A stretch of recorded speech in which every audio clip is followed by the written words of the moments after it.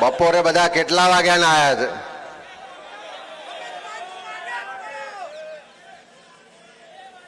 મોટે ભાગે બધાના 2 વાગ્યા દેખાય છે, બરોબર છે? અને વાગ્યા કેટલા છે? હમણાં હિમાંશુભાઈ કહેતા હતા કે ઉપરવાળા આપણી સાથે છે. મને યાદ છે સંકલ્પ દિવસ ત્યારે પણ આવું જ હતું કે હમણાં વરસાદ પડશે, હમણાં વરસાદ પડશે, પણ અમી છાંટણા થયા હતા, આપણને નુકસાન કરે એવો વરસાદ નહોતો પડ્યો. અને આજે પણ ગમે તે ગૂગલની આગાહી હોય, પણ હવે દેશના લોકોની આગાહી છે કે પરિવર્તન થઈ રહ્યું છે, પવન ફૂંકાઈ રહ્યો છે અને આવનારા સમયમાં એને આધી સ્વરૂપમાં લઈ જવાની જવાબદારી મારી, તમારી, આપણા સૌની છે.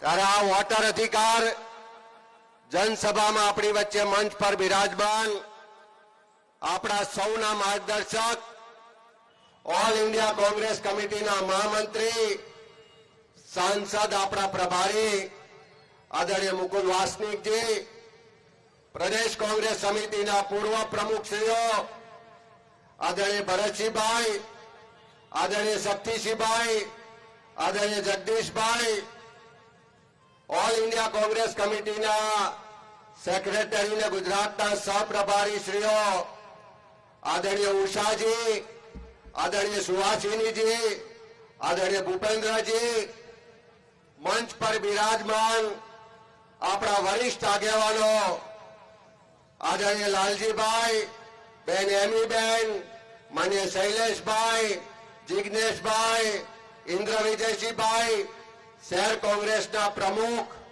અને એક મહિલા પ્રમુખ બન્યા પછી અમદાવાદ શહેરના વોર્ડે વોર્ડે જઈને લોકો માટે લડવાની શરૂઆત કરી છે એવા બેન સોનલબેન પટેલ, વિપક્ષના નેતા ભાઈ શહેજાદભાઈ, આપણા સૌના માટે બનાસકાંઠામાં લડતા હતા, હવે દેશની સંસદમાં લડતા બેન ગેનીબેન, ઋત્વિકભાઈ, હિંમતસિંહભાઈ, તમામ મંચ પર બિરાજમાન અમારા સાથી ધારાસભ્યશ્રીઓ, જિલ્લા કોંગ્રેસ સમિતિના પ્રમુખશ્રીઓ, ફ્રન્ટલ સેલ ડિપાર્ટમેન્ટના વડાઓ અને આપ સૌ સમગ્ર ગુજરાતમાંથી રાહુલજીના એક આહવાનને કે વોટ છોડ ગદ્દી છોડ એને ઘર ઘર સુધી લઈ જવા માટે ઉપસ્થિત આગેવાનો, કાર્યકરો અને પત્રકાર મિત્રો, ખૂબ લાંબી વાત થઈ છે.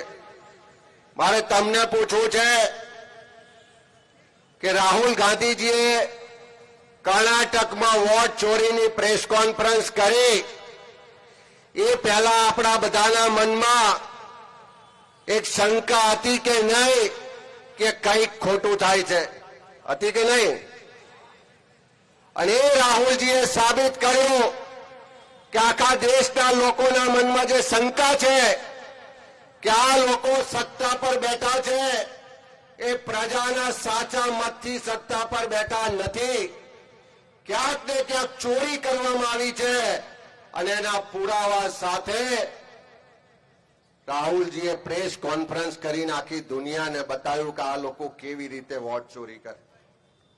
અને એવી જ શંકા આપણે બધાને ગુજરાતમાં લોકોને છે કે ચૂંટણીમાં પ્રચાર પ્રસાર કરવા જઈએ તો માહોલ કંઈક જુદો હોય, લોકોનો આવકાર હોય, લોકોનો ભાવ હોય, જીતવા માટેનો વિશ્વાસ હોય, કાર્યકરોની દિવસ રાતની મહેનત હોય, મતદાનના દિવસે લોકોની લાઈન જોઈએ ત્યારે આપણને લાગે કે પરિણામ આપણી તરફે આવવાનું છે. અને જ્યારે રિઝલ્ટ આવે ત્યારે પરિણામ ઉલટું થઈ જાય. એ શંકા પણ ગુજરાતના એક એક વ્યક્તિના મનમાં હતી. હમણાં આપણે ગઈકાલે પ્રેસ કરી અને આપણે પહેલા વિચાર્યું કે ગુજરાતમાં ચકાસણી કરવી છે તો શરૂઆત ક્યાંથી કરીએ? તો અહીંયા જે શબ્દો કયા એ શબ્દો તો નહીં કહું, પણ સૌથી ખોટું કરવાનો જેનો ઇતિહાસ હોય એવા વ્યક્તિના વિસ્તારમાંથી શરૂઆત કરીએ. અને આપણે શરૂઆત કરી નવસારી લોકસભાથી, અને એમાં પણ આખી લોકસભા નહીં, 84 વિધાનસભાથી શરૂઆત કરી. કે જ્યાં 6,09,000 મતદારો કુલ મતદારો છે, આપણી આખી ટીમ દિવસ રાત બેઠી 15 દિવસ મહેનત કરી 2,40,000 મતદારોને એક એક પાના પર એક એક મતદારોને ચકાસ્યા. એક બાજુ મતદાર યાદી હતી, બીજી બાજુ કોમ્પ્યુટરમાં ડિજિટલ યાદી હતી. બંનેમાં મેચ થાય, બંનેમાં ભૂલ પકડાય એટલે ત્રીજો વ્યક્તિ કોમ્પ્યુટર પર ઇલેક્શન કમિશનની વેબસાઇટ ખોલે, એ મતદાર યાદીનો નંબર નાખે અને આપણા બંને કરેલી વાત સાચી છે કે નહીં ચેક કરે ને જ્યાં ચેક થાય ત્યાં ખરુંનું નિશાન કરે. મહેનત કોંગ્રેસના કાર્યકરોએ દિવસ રાત કરી અને એક વિધાનસભામાં 2,40,000 મતદારોની ચકાસણીમાં એના 40% એટલે 30,000 કરતા વધારે મતદારો ખોટા છે એવું સાબિત કરી બતાવ્યું.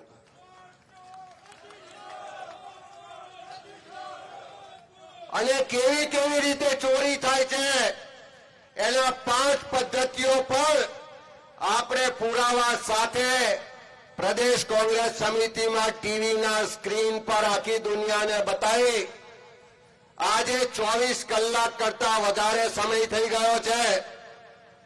ના તો ઇલેક્શન કમિશન વાળા કહેવાયા, ના તો પેલા ભાજપના ચોરો છે જે કુદાકુદ કરતા હતા એમાંનો પણ કોઈ બોલવા નથી આવ્યો.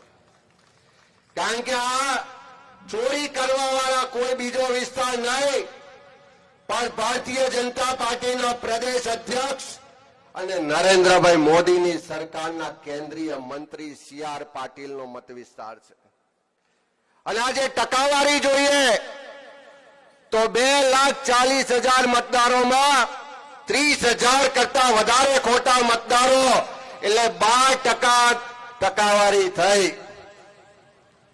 અને આખી ગુજરાતની 182 વિધાનસભાની જ્યારે ચકાસણી કરીશું અને આ 84 વિધાનસભાની પેટર્ન મુજબ જો ખોટું થયું હશે તો ગુજરાતમાં 62 લાખ મતદારોની ગાલમેલ કરી હોવાનું સ્પષ્ટ રીતે અત્યારે લાગી રહ્યું છે.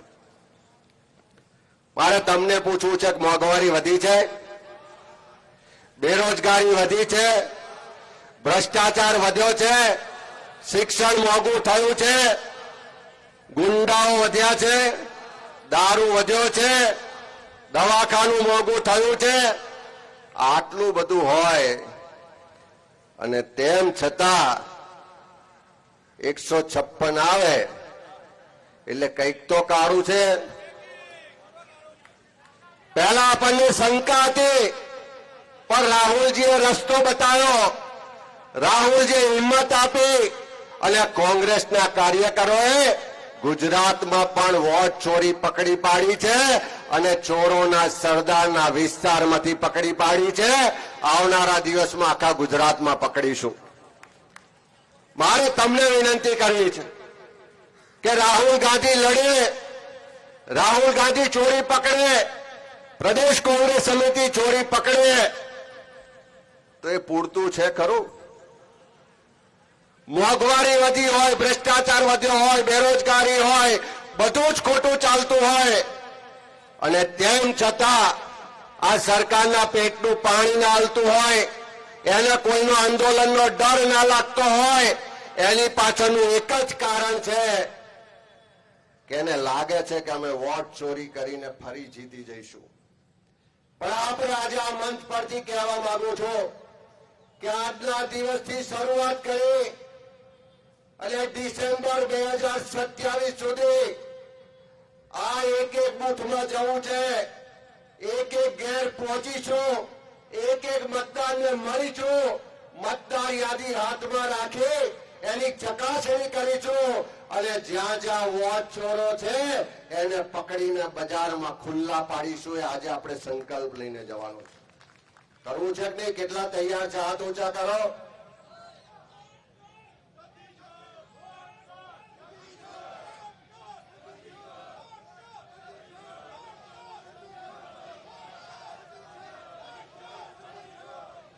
પછી આપણે એકલા રાહુલ ગાંધીને મહેનત કરતા, સંઘર્ષ કરતા જોઈને ખુશ થઈએ.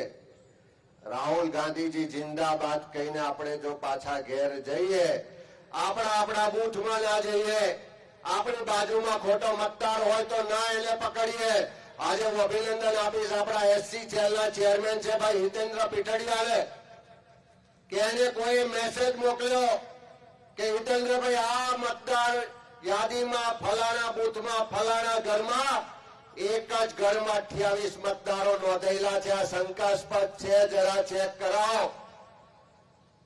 રાત્રે 9 વાગે પેલા ઘેર ગયા, પેલા ઘરવાળાએ ઝઘડો કર્યો, પોલીસ બોલાવી, પણ ડર્યા વગર ચોરીને પકડીને પાછા આયા. જો આ હિંમત, આ જજ્બો આજે અહીંથી લઈને જઈશું તો લખી રાખજો કે આ વોટ ચોરો ક્યાંય બચવાના નથી. આ વોટ ચોરોને આપણે છોડવાના પણ નથી. અને 27 આવતા એમને બધાને ખુલ્લા પાડીને લોકોને આપણી સાથે પણ લેવાના છે. હું આ મંચ પરથી કોંગ્રેસના કાર્યકરોની સાથે સાથે ગુજરાતના જાગૃત નાગરિકોને પણ કહેવા માંગુ છું કે આ લોકશાહી બચાવવાની લડાઈ છે. સંવિધાને દરેક વ્યક્તિને એક વોટનો જે અધિકાર આપ્યો છે, એ સંવિધાને આપેલા અધિકારની રક્ષા કરવાની વાત છે. આ મંચ પર જે બેનર લાગ્યું છે એ વોટર અધિકાર જનસભા છે. આવનારા સમયમાં વોટર અધિકાર યાત્રા લઈને કોંગ્રેસ આવવાની છે. આ જવાબદારી કોંગ્રેસ એકલાની નથી. આ જે અભિયાન છે કોઈ ચૂંટણી જીતવા માટેનું અભિયાન નથી. આ લોકશાહી બચાવવા માટેનું અભિયાન છે. આ તમારા મારા સૌના અધિકારોની રક્ષા કરવાનું અભિયાન છે. આવનારી પેઢી માટેનું અભિયાન છે. અને તમે જે મત આપો છો એ મતથી સરકાર બનવી જોઈએ, એના બદલે ચોરી કરીને જે સરકાર બનાવે છે અને ગાદી છોડવા માટેનું અભિયાન છે. એટલે તમારો સહયોગ પણ જોઈએ છે. અને આ લડાઈની શરૂઆત લોકોને જોડવા માટે, લોકોને જે તકલીફ છે, એક તરફ અમદાવાદ ને આખા ગુજરાતમાં લાખો લોકોના ઘર તોડવામાં આવ્યા. જે 50, 60, 100 વર્ષથી રહેતા હતા એવા લોકોને આજે ફૂટપાથ પર રહેવા માટે મજબૂર આ સરકારે કર્યા છે. એ આંગણવાડી વર્કર હોય, આશા વર્કર હોય, મધ્યાહન ભોજનના કર્મચારી હોય, એ વીસીએ હોય કે હોમગાર્ડના કાર્યકર્તા હોય કે અનેક કર્મચારીઓ આજે સમાન કામ સમાન વેતનની વાત લઈને લડે છે. દારૂ જુગારની બધી વધી છે, ડ્રગ્સ વધ્યું છે, કાયદો વ્યવસ્થા જેવી કોઈ પરિસ્થિતિ છે નહીં, ખુલ્લેઆમ હત્યાઓ થઈ રહી છે. આદિવાસી વિસ્તારમાં જળ જંગલ જમીનના અધિકારો છીનવવામાં આવે છે. ભ્રષ્ટાચાર ચારે તરફ છે. ખેડૂતોના પ્રશ્નો છે.